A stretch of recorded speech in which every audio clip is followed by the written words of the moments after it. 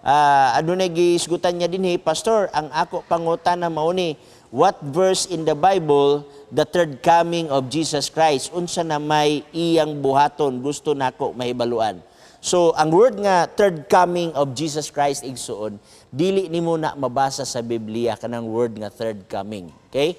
Kanang atong gihisgutan ang pirmiro magong pag-ani ni Jesus Christ igsuon, mao to ang iyang pagpakamatay sa Kalbaryo sa cross.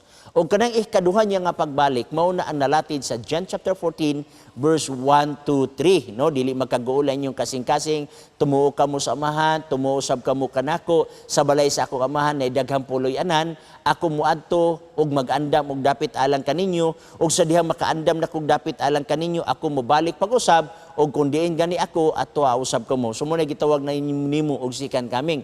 Ang third coming igsoon sa dihang nakuha na ang mga matarong sa pagbalik ni Christ, kanang niingon sa unang Tesalonica kapitulo 4 bersikulo 16, kamo na magbasa nga sa pagbalik ni Kristo ang tanan nga nang matay diha kang Kristo muuna sa pagpamangon.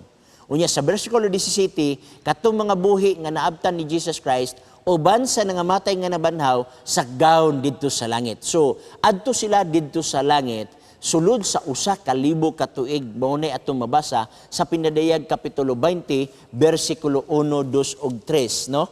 Gagisgutan diri.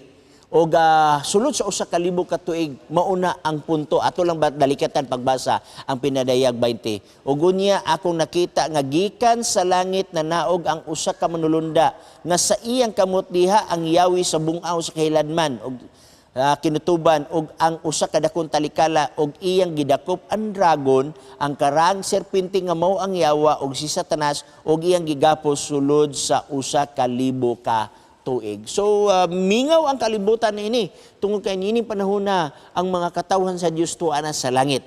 After sa 1,000 years igsuon nga gitawag nato og millennium, mubalik siya pag-usab.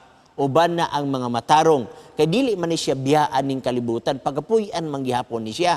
Ug atong makita igsuon naa sa Pinadayag kapitulo 21, naigisgutan ang 21 dinhi, unya nakita ko ang usa ka bag-ong langit ug usa ka bag-ong yuta, kay naunang langit ug unang yuta nahanaw naman ug ang dagat wala na diha. Ug nakita ko ang balaang syudad, ang bag-ong Jerusalem nga nanaog gikan sa langit. So after na ni sa gitawag o na to og 1,000 years, mo na imong gitawag og third coming. Og sa pag-anhi sa bagong Jerusalem, inig naog sa bagong Jerusalem, libutan is mga dautan, kay nining panahon na mga banhaw ang tanan nga matay nga mga dautan.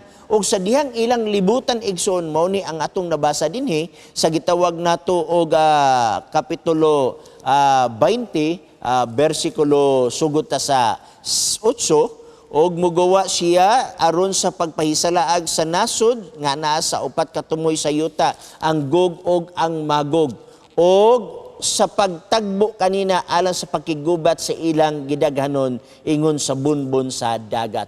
Unya nahulog dayon ang kalayo gikan sa langit. Bueno, nakabsan na magita sa atong panahon. Daghang salamat ni Ernesto Calago. God bless Pastor here in Cablon, Tupi, South Cotabato, Dinsky de los Santos.